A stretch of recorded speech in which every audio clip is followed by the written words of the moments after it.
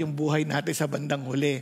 Kaya nga ho, nung naalala ninyo, in one of our discussions, we want to hear God telling us, well done, good and faithful servants. Kaysa naman yung throw that, kumbaga, that lazy slave, di ba?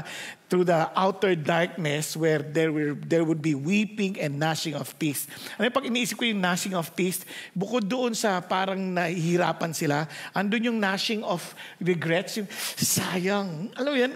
Sayang. Parang kung pwede lang, hindi mo na mababalikan.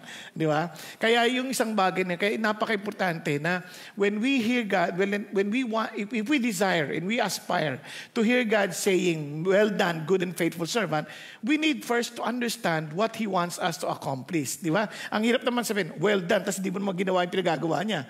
Di ba? Kaya nga, well done yun kasi it was accomplished the way He wanted it to be accomplished. Kaya importante yon. So, bigyan ko lang kayo isang kwento recently kasi meron pong isang lalaki na, kasi minsan hassle po talaga yung naglagay ng seatbelt. Di ba sa atin, yung seatbelt, meron tayo, required yung seatbelt na rin sa atin ngayon, di ba?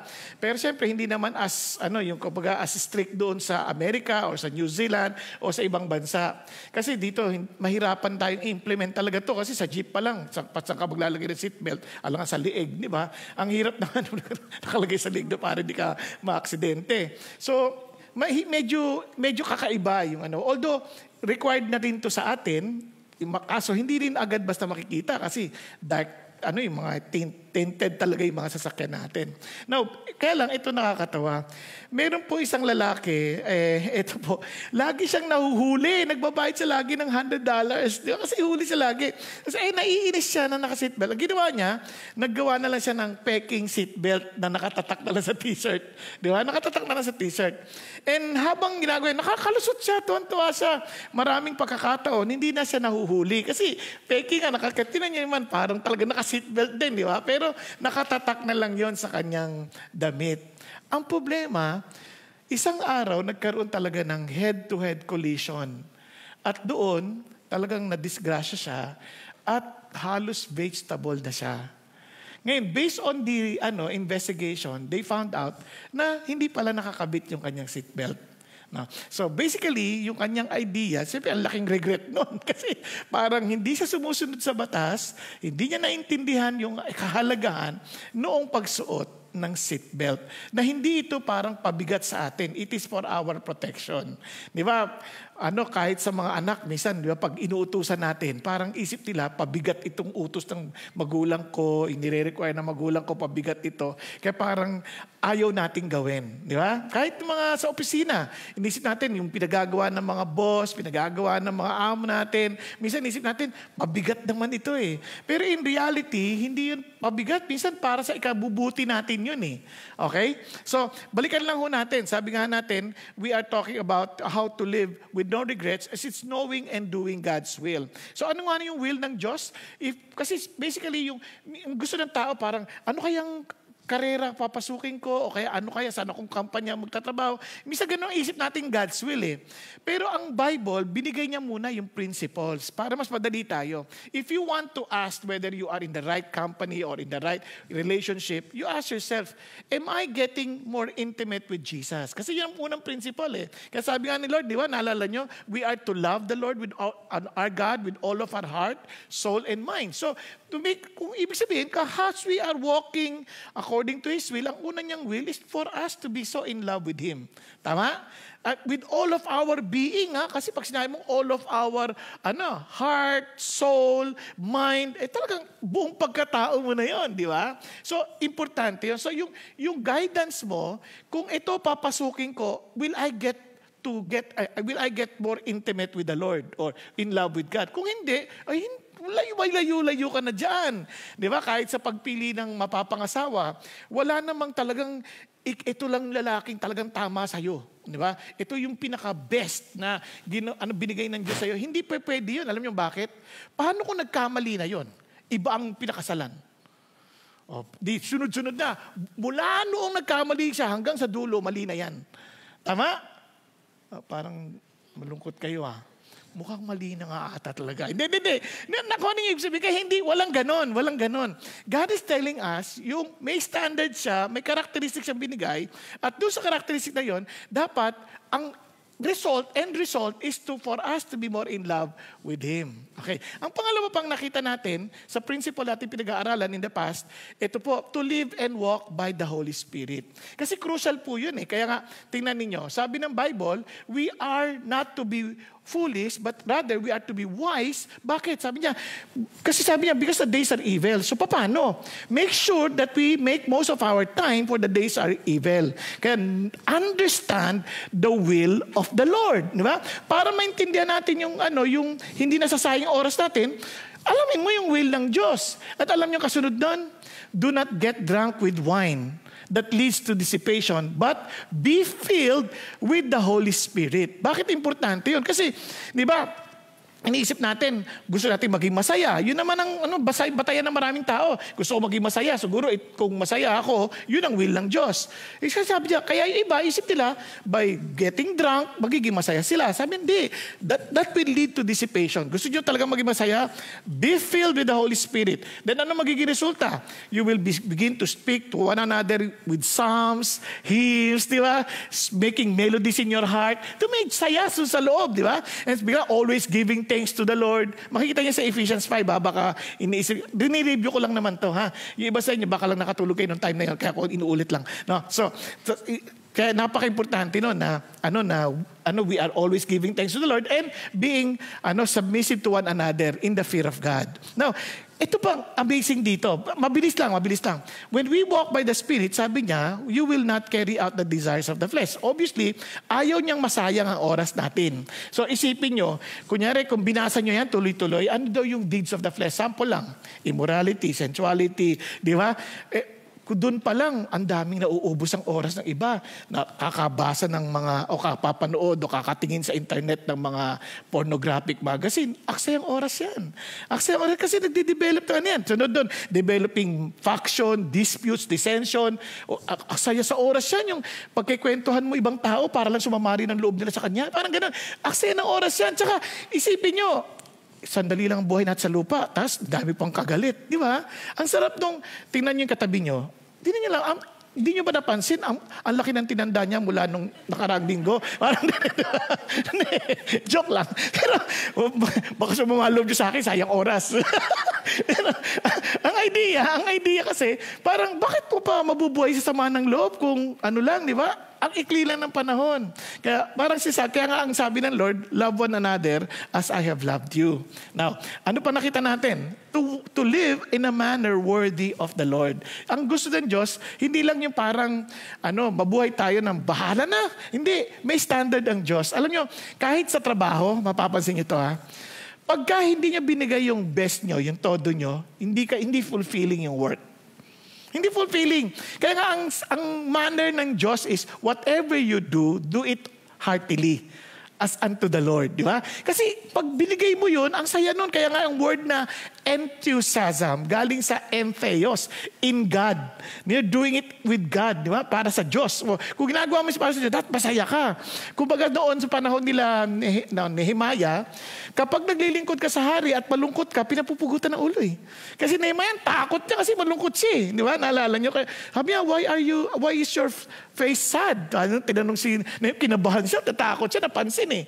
Kasi bawal na bawal ang magsisilbi sa hari nang hindi ka masaya.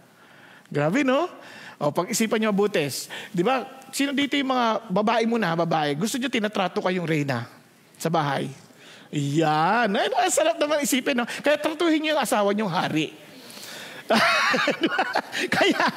Kasi siyempre unahin mo rin kung talagang reyna ka, dapat hari din siya, tama? So you treat your husband as a king, so you give service with delight. Yung masaya kang naglilingkod sa asawa mo. Sa totoo lang, saramihan naman ng mga babae bago nag-asawa, iniisip nila yun eh.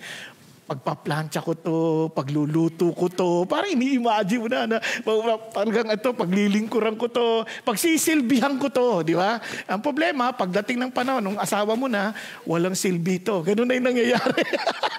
So, naiba, kawawa naman. So, we need to live in a manner worthy of the Lord. Again, to live according to God's grace. Di ba? Importante yun eh, kasi every one of us, God has gifted us with a specific gift. And yan ay grace ng Diyos. Kaya nga, kung naalala ninyo, if we want to know the will of God, sabi nga noon, we need to understand our shape, our spiritual gifts, our heart's passion, abilities, obviously, personality, and even experiences. Kasi ang experience mo, very unique yan sa iyo. Napansin niyo ba yan? It's everyone's experiences, kumbaga unique yan sa iyo. Hindi niyo na-experience na experience ko, yun na pagdaan natin. Even with, sabihin natin, with the same difficulties, but obviously with the different turns. Kaya, very unique yon. And may purpose ang Diyos doon. Alright? Now, nakita rin natin yung importance ng living in purity. Kasi will ng Diyos yan. Kaya sabi ng Lord, for this is the will of God, for your sanctification, that is that you abstain from sexual immorality. So obviously, anything that will lead to sexual immorality, ayaw ng Diyos yan. God wants you to be set apart. And of course, to live in gratitude. Kasi ano sabi ng Lord? Rejoice always, pray without ceasing, in everything give thanks, for this is God's will for you in Christ Jesus. Di ba? Kaya lagi tayong thankful. Yan. Sabi mo sa katabi mo, thank God sa katabi ko. Yan. Di ba? Sarap na. Pinag-pray mo yan. Kasi ang sarap ata na meron kang kaibigan. Di ba? Nakasama. Now, ito yung ating pag-uusapan ngayon. Ito rin isang kapahayagan ng will ng Diyos. At ang terminology sa Greek ay hupotaso, di ba? Kasi, bakit patanong? Kasi dalawang idea dyan. One, ano yun? Di ba? Yung pangalawa, pag naintindihan mo naman, ano yun? Ano kaya yun? Papasakop ka? Kasi yung idea ng hupotaso is to submit. Ako magsasubmit. So, kaya parehong question mark yun. Either hupotaso dahil hindi natin pa naintindihan, o kung naintindihan naman natin, no way. Parang mayroon kang question mark. Will I do that? Now, tingnan niyo po. Kaya we are to live in submission to our earthly authorities. Lahat tayo may authorities whether we like it or not. Ako, for example, mayroon ako magulang. Authority ko sila. Kaya hindi nila ako nakayanan, kaya umuwi na sila sa Lord. So, uli lang ako. Now, yung iba naman, ang authority nila, kayo, kung mga babae, may authority rin kayo. Asawa niyong lalaki, ganyan. No? May authority, mga bata, katulad ni Mau, ang authority, parents. So, may mga earthly authorities tayo. Aside from the fact na meron tayong mga boss, meron tayong mga managers, ganyan. Meron someone above us. At siyempre, sa government, meron din. So, tingnan natin to. Tingnan yung sabi ng Lord. Submit yourself for the Lord's sake, look at the words, to every human institutions, whether to a king as the one in authority, or to governors as sent by him for the punishment of evildoers, and the praise of those who do right.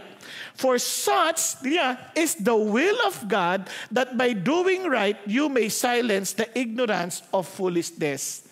Now, meron pong malaking idea. Sabi niya, Lord, you need to trust God. Kasi every institution or every authorities that we have in life, in-establish yan ng Diyos. If we trust God and we understand that He has great plans for all of us, then we should trust Him also that He will use those authorities to guide us, no, in our path. Minsan, kine-question natin lagi authorities eh. Kasi kung ito yung idea, kung kine-question mo na yung earthly authorities mo, how much more kike-questionin mo yung iyong ultimate authority, si God? Kasi hindi mo nakikita si God eh. Ang nakikita mo yung boss eh. Parang kumbaga, kung hindi mo mamahal yung kapatid mo na nakikita mo, di lalo nang hindi mo mamamahal si God na hindi mo nakikita. Kasi madaling sabihin, I love God. Pero pagdating sa katabi, ayaw. Di ba? Hindi, malaking disconnect. Kaya nga, tingnan nyo, sample lang. When God became human, hindi na matanggap. That is exactly the point. Para ang daling sabihin, I love God, pero nung naging tao na siya, hindi mo na siya matanggap. Kasi hindi tama yan. Parang ganon. So, ganon din. Kaya, if we are not submissive to the authorities given to us, it also shows that we don't trust God. And He is sovereign. He is above our earthly authorities. Nasusundan? Kaya ang sabi ng Lord, you want to understand the will of God? Then understand the authorities that He has given you para mag-guide at matulungan ka. For example, as young as Mau, ito si Mau kasi kakilala ko kaya ginagamit ko ng lagi. Di ba? Now, kunyari sa kanyang kabataan niya, ilan taon ka na nga, Mau? 9. O, bata, pati siyang sagot, 9. Ang bata nang sagot di ba? Kasi pag matanda na yan, 9. O, ganun eh. Ito, 9. Parang pusa. Ganun ang mga bata, di ba? Pero ito ang amazing. Tina, maraming mga decision making sa gagawin siya na minsan kailangan niyo talagang guidance ng magulang. Tama? Isipin niyo kaagad, sabihin lang ni Mau, Mami, may crush ako, gusto ko na magpakasal. Ano sasabihin ng magulang? Sasabihin ko dyan. Paano sa tatay mo? Hindi, joke lang ha. Yun yung tatay niya. Kasi nag-park pa kaya malayo siya. Pero nakuha niya ibig sabihin na parang minsan, ikaw na magsasabi. Kunyari, yung anak mo sabihin, Mami, pwede makakawa ng kutsilyo. Kasi napanood ako eh. Sinaksak ba naman yung kapatid? Diba? Parang hindi mo gagawin yun. Kasi yung magulang, as an authority, will tell the child, anak, yung mali yan. Nakuha? Kaya importante yung authority above us. So, tingnan niyo itong Ma'am Ali na to. Ito nga na nagdadrive. Nahuli siya ng pulis. Sabi ng pulis, pinigil yan siya eh. Sabi niya, Ma'am, ano po, sira po yung taillight ninyo. Yung isang taillight ninyo sira. Sabi niya, ay, oo, sira nga. Alam ko yan. 6 months ago, sira na yan. Sabi niya, Ma'am, sorry po. Because of that, Ma'am, titikitan ko kayo. You have to pay $80. $80? Naggalit yung babae. Talagang naging bruha siya. Talagang nagalit.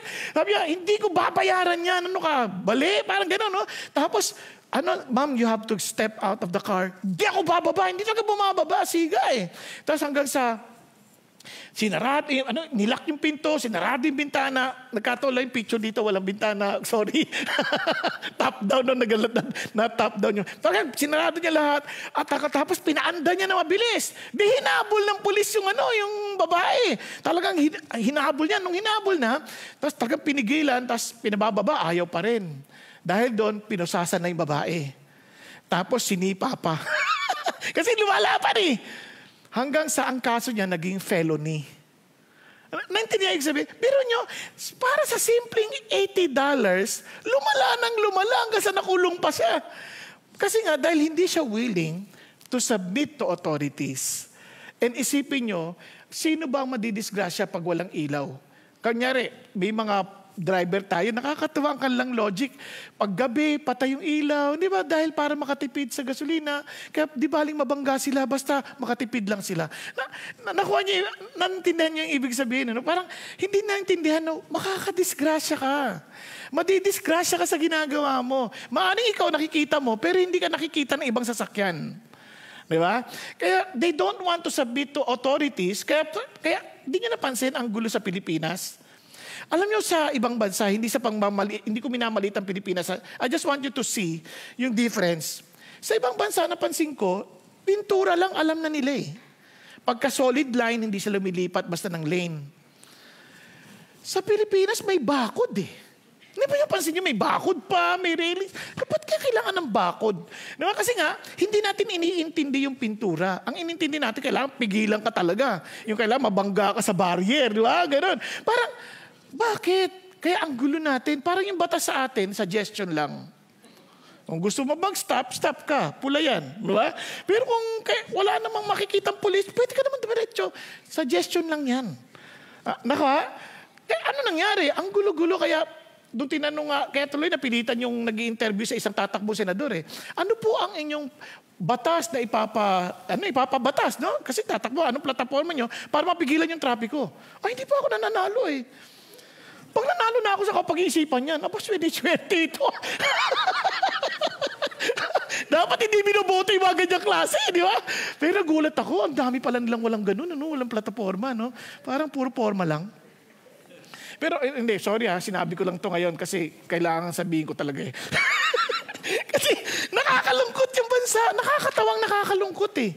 Parang yung mga tumatakbo, hindi nyo ba napansin? Now, alam nyo kung bakit importante? We are to submit to these authorities that God will place upon us, and God has given us the privilege to make a choice. Pipili ka ba naman ng authority na hindi mo igagalang? Marang labo naman natin.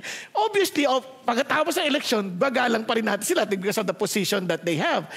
Pero habang meron tayong pribileyo at meron tayong karapatan to choose the leader that we are to submit to, di ba piliin na natin ang tama? Tama? Impluwensya natin maraming tao. Huwag tayong tatay-tahimik. Kasi hindi ba kayo napansin, ang hinahanap ng Pilipino sa eleksyon, mga talentadong Pinoy. Kaya ang mga ginagawa, sayaw, kanta. Diba? Hindi natin kailangan yung mga talentadong Pinoy. Ang kailangan natin, leader. Diba? Natatawa nga ako yung isang leader, kahit hindi mo magsayaw, sasayaw, ganun pa. Parang ako, nakakadiri naman itong mga tinatawag. Parang nakakalungkot. Di ba? Pag-isipan niyo mabuti. Diba? Ulitin ko hindi ko niloloko yung mga Pilipino. Sinasabi ko lang yung nangyayari talaga sa atin. Kasi nakita ko kahapon yung number 1, number 2. Sabi ko, umiyak talaga. Sabi ko, bakit nasa ganito to mga ito? Parang sino to? Diba? Parang nakakalungkot. Parang walang talaga, parang yun na nga. Sabi, kaya, importante itong utos na to. Kasi dalawa to eh. Kaya tinan nyo, una sa asawa muna. Unang-una, bakit sa asawa muna? Kasi the basic unit of the society is the family. Tama? Sabi na natin, palpak na yung sa government. Huwag naman sa pamilya. Kasi pag naayos natin sa pamilya, kahit paano, maaaring matagal, pero makakatulong tayo sa pagbabago ng lipunan. Okay ba yun? Alam nyo bang number 1 na nakaka-influensya sa pamilya? Nanay. Kasi sila ang magmo-model ng submission to authority. Kaya tinan nyo ang bigat eh. In the same way, yung word na in the same way, kung babasahin nyo yung previous verses niyan, yung chapter 2, Jesus Christ was submitting to authority while He was being judged unjustly. But He kept quiet because He entrusted Himself to His Father who will judge righteously. Kaya instead of rebelling or threatening them, nagtahimik lang siya. Kasi sabi niya, in the same way, ganun din kayo. You trust your God, then you do your responsibility. Una, wives agad. Wives, be submissive to your own husbands, so that even if any of them are disobedient to the word, they may be won without a word by the behavior of their wives. Amazing, no? Now, isipin nyo, anong pwedeng magawa ng isang lalaking walang takot sa Diyos? Yun sabi ko nun even if they are disobedient to the word, ano mga yung worst possible na pwedeng gawin? Mandaya sa'yo. Diba? Parang, wow, ang hirap naman nun. Dinadaya ka na nga. Kaya nga, ang kasunod nito, ewan ko lang kung nailagay ko. Sorry Sabi niya rito, just as Sarah obeyed Abraham, calling him Lord. Kasi yung in between, kung may Bible kayo, do not let your beauty be merely external. Kasi ganito yan, kung ang lalaki mang dadaya, ang kalaban mo ngayon, maganda. External Di ba? Bata. Di siyempre, halimbawa, kung ikaw niloloko na asawa mo, hindi ka submissive, haanamin mo yun. Kanino ito naloloka? Diba? Nakita mo ngayon, ang kasama, 16 years old. Naka-miniskirt. Di ba? Sabi mo, grabe bata! Ang kinis ng legs! Paano mo siya lalabanan? Paganda ka rin? Tapos abangan mo siya, naka-miniskirt ka na. Yan ba, hanap mo? Wala kang laban. Bakit? Kasi pag matanda na ang puno, labas na ugat. Paano ka lalaban? Puro ugat na yan. Di ba? Parang talo ka na. Nakuha nyo? Kaya hindi ganun ang labanan. Kaya sabi ng Bible, do not let your beauty be merely external, but with the quietness of the Spirit. In the submissive spirit, dun mo siya labanan. Habang niloloko ka, pagdating, kumain ka na ba? Diba? Hindi yung, saan ka galing? Diba? Alam mo naman yung tanong na saan ka galing, tanong ng hamon. Saan ka talaga galing? Parang away ito Pero hindi, ang dapat, labanan mo siya sa beauty from within. Yung sundin mo, Lord, ikaw nang bahala sa asawa ko, pero gagawin ko yung responsibility ko. Kumain ka na ba? Ito yung tsinelas mo. Ito yung pagkain mo, yung paborito mo. Tapos, mamasahihin mo pa. Di ba? Parang, naku po, Panginoon Diyos, hindi yata kaya yan. Bakit ka mo ganyan kailangan? Hindi mo gina-justify yung kanyang panloloko. Kasi kapag alam niya, binubungangaan mo siya, i-justify niya. Kaya naman ako nanloko Bungangera to kung wala siyang ganung justification, mahihiya siya. Parang, bakit ang bait ng asawa ko? Nilalason ba ako nito? Diba? Kasi ang bait Diba? Bakit ang bait nito? Parang, wala akong dahilan para lukuhin siya Parang, Nakakaya naman. In fact, itong si Abraham, salbahe ito, biro ba naman, para lang maligtas niya yung kanyang sarili, sabi niya sa asawa niya kay Sarah, sabi mo, magkapatid tayo Sinunod ni Ana Sarah yun.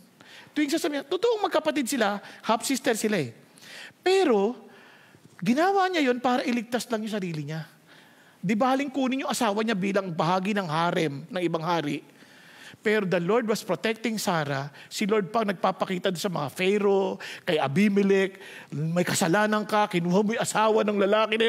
Pinoproteksyonan ng Diyos yung babae. So what God is trying to say is this, sumunod ka sa Diyos, He will protect you. Okay ba yan? Huwag mo siyang labanan sa kapareho ng labanan ng mundo. Kaya, wives, submit to your authority, your husband. Parang, ang hirap na. Kadalasan na umaamin, mga single. Kasi single pa. Pag-asawa na yan, malalaman mo na. Now, kaya tingnan nyo, ito sample lang Itong si Gloria, hindi ito yung totoo niyang mukha. Itong si Gloria, may asawa yan, si Gorio. Itong si Gorio Salvaje ito. Nangyari ito sa Amerika, totoong story ito Kaya lang, hindi ba ko na lang para hindi na ma-implicate yung mga totoong tao. Okay. Adapted story na ito. Itong si Gorio, dinihayaba naman yung mga kaibigan niya. Doon tayo mag-inuman sa bahay. Alas 12 na pare. Hindi, huwag kang magalala yung asawa ko uto-uto. Kasi masunuring asawa And true enough, pagdating niya doon sa bahay, ginising yung asawa Tapos talagang nagmuan pa. Gorio ko pala. Gabi-gabi na. Andiyan pala ka, pare. Andiyan pala kayo. Pasok kayo. Maganda ka ng maiinom. Kumbaga, kung ikaw yon, ano sasabihin mo? Grabe naman kayo. Wala kayong mga konsensya. Natutulog ng tao. Mag-iinuman kayo sa bahay. Mga talagang demonyo kayo. Ganun, sa totoo lang kung magiging sige. Upo muna kayo doon at maghahanda ko kayo. Mamaya, nag-pray pa yung babae. Lord, saan ako bibili ng inumin? Gabi na. Sumagot ang Diyos, 7-Eleven, open 24 hours. Bumili talaga ng inumin nila. Tapos, nagluto pa ng pulutan. Yan na ngayon, kakanta-kanta pa habang nagpe-prepare. Ito ang amazing part. Nagtaka ngayon yung dalawang kaibigan. Sabi niya, napaka-unreasonable itong lalaki. Tapos, bakit itong babae masaya pa rin ginagawa? Nilapitan. Nasabing gano'n, Mari, nakakagulat ka. Bakit ang saya-saya mo pa rin? Unreasonable na asawa mo. Ay, hindi. Alam mo kasi, Christian ako. Sabi ng Lord, submit to your husband and do it with delight. Sabi niya, at bukod pa ron, yung asawa ko, hindi yan naniniwala sa Diyos. Kaya pag namatayan, sa impyerno pupunta yan. Siya, kaya pinasasaya ko na yung buhay niya sa lupa. Nung nalaman yun nung asawa, nagulat sila lahat Nung gabi na yun, tumanggap yung lalaki sa Panginoon Diyos. Naging masunurin sa Lord. Di ba? Bakit? Kasi, by the behavior of the wife, the man had been won. Nagkakadinan tayo? Gusto niyo makita niyo yung pagkikitang kapangyarihan ng Diyos sa ating mga, you submit to God, but because that is His will. Huwag natin labanan sa bibig. Kasi minsan akala natin pag nakipagtalo tayo sa asawa, mananalo tayo. Bakit kayo manalo sa argumento, pero hindi nyo mapapanalunan ng asawa nyo? Okay tayo? Okay, good. So, balik tayo dito. Now, ano pa? Kaya sabi naman ng Bible, ito pa. Every person is to be in subjection to the governing authorities. For there is no authority except from God. Those which exist are established by God. Wow, ang bigat ito Ang sabi nga, for it is a minister of God to you for good. But if you do what is evil, be afraid, for it does not bear the sword for nothing. For it is a minister of God, an avenger who brings wrath on those who practice, of the one who practices evil. And sabi niya, therefore it is necessary to be in subjection, not only because of wrath, but also for conscience sake. So ano sinasabi ng Diyos? Yung sunod yung ibang nating authorities, government authorities. So kaya kailangan tayong sumunod. Unless, obviously, kapag pinagagawa na sa atin evil. For example, you are not allowed anymore to preach the gospel. You are not allowed anymore to gather and worship the Lord. Ibang usapan na yon. Kaya sa China, ginagawa nila yun. They worship God underground. They are not following the authorities because the authority of God is higher. Nakakadiyan. So they keep on sharing the gospel. Kasi nga, yung not sharing the gospel parang for the sake of those belief na parang hindi mo sila parang binababa, hindi reasonable. Sample lang, ito. Kunwari, sinabi ko kay Dennis, Dennis, alam mo bang mahal ka ni Jesus? And ganyan. Ay, sorry. Huwag mo i-share sa akin yung paniniwala mo. Kasi unfair yan sa akin. Dahil, parang sinasabi mo, yung paniniwala ko is inferior to your belief. Tama? Ngayon, tingnan nyo. Kapag hindi ko na-share yung paniniwala ko, yung kanyang paniniwala ngayon becomes superior than mine. Bakit? Kasi, nag-a-agree na ako na hindi ko pwedeng i-share yung paniniwala ko dahil yun ang paniniwala niya. It does not work. Tama? Kasi sinasabi niya yung paniniwala niya na huwag mo i-share ang paniniwala ko dapat i-share. Tama ba? O sino mas superior? Kaya, pag hindi ko share, naniwala ako sa paniniwala niya. Kaya hindi siya pwedeng rule. Nakuha? Ganun pa man, siyempre, yung government, minsan mas malakas pagka inalaw na yan. Kaya huwag kayo papayag ng iboboto nyo. Magpupush na mga ganyang paniniwala na parang lopsided. Kaya dapat, iniisip natin yun. Maliwanag. Okay? So, ano parang sabi ng Lord? Just in case, doon lang tayo hindi susunod. Pero, kasi I would rather, parang obey God than man. However, paano natin siya susundin? In practice. Ito yung karga. For because this also, you pay taxes. For rulers are servants of God, devoting themselves to this very thing. Render to all what is due them, tax to whom tax is due, custom to whom custom, fear to whom fear, honor to him honor. Di ba? Huwag nating dadayain pati gobyerno.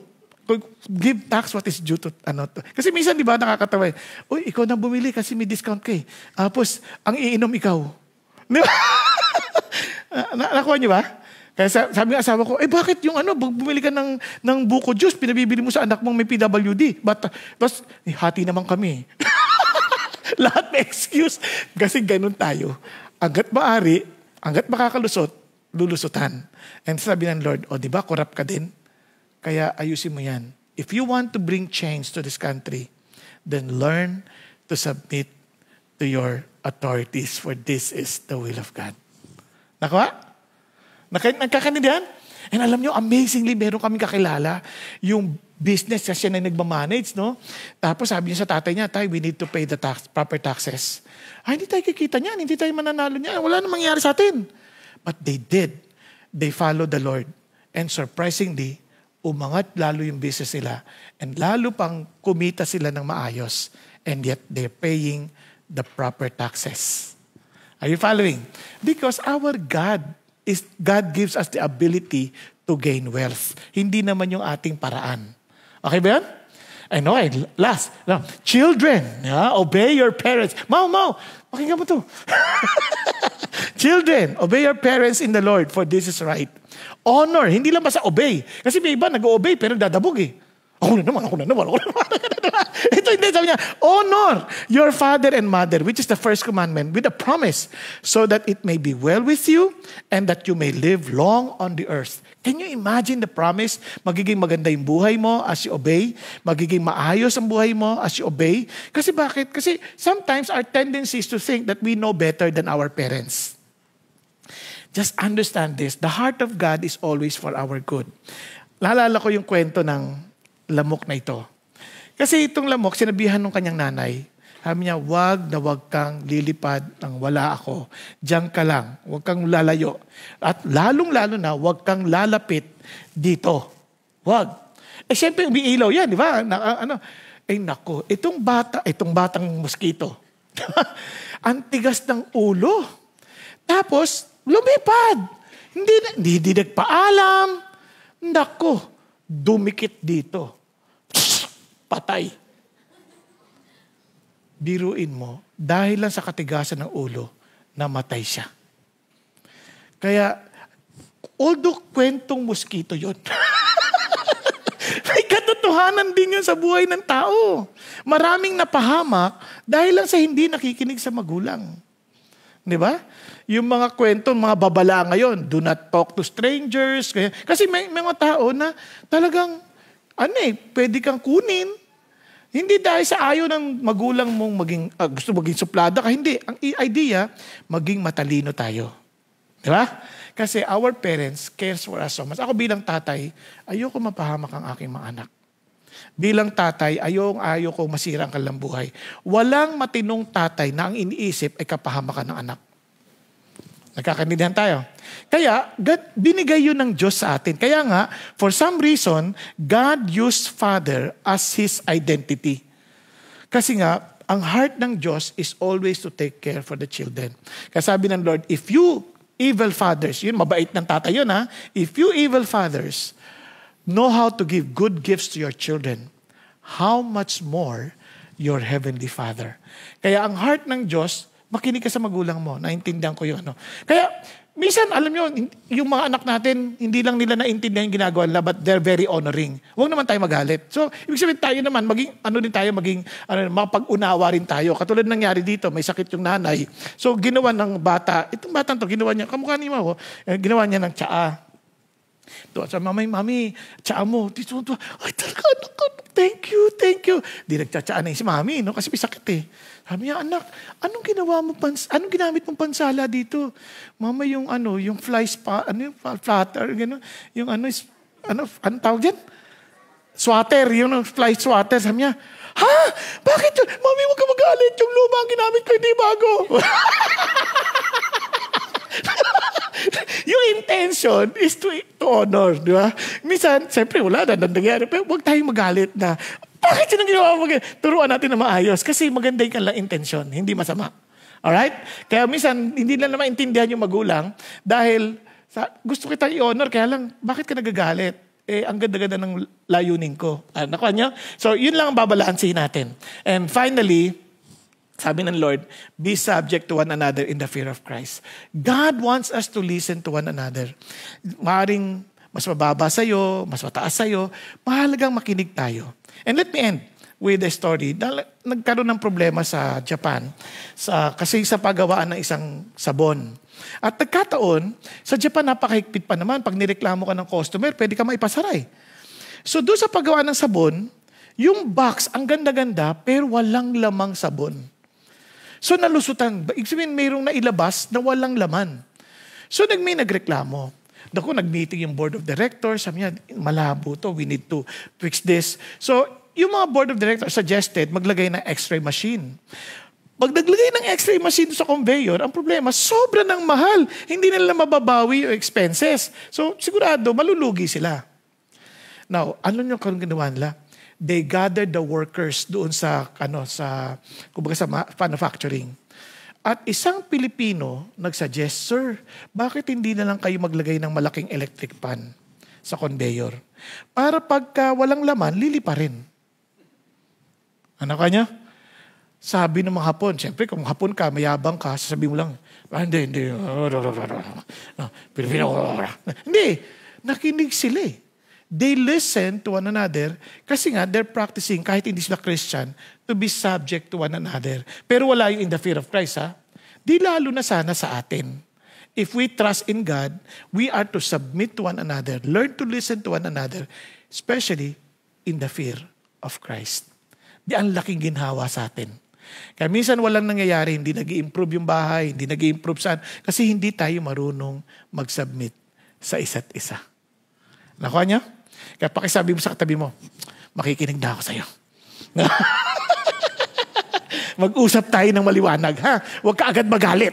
Let's listen to one another in the fear of Christ. Tayo po mag-pray. Father God, we thank you again for this afternoon. Thank you, Lord, for reminding us your heart is ready for us.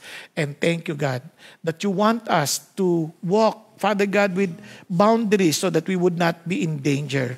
And Father God, thank you. Thank you for the authorities that you have given us. And thank you that you're above our authorities. That if they are, Lord, telling us to do something that is not pleasing to you, we know that you are still in control and you will guide us and teach us on what to do. Father God, thank you again, Lord, for loving us enough to teach us, Father in heaven, and even to discipline us if necessary. Lord, we love you because you first love us. In Jesus' name we pray. Amen and amen. God bless you.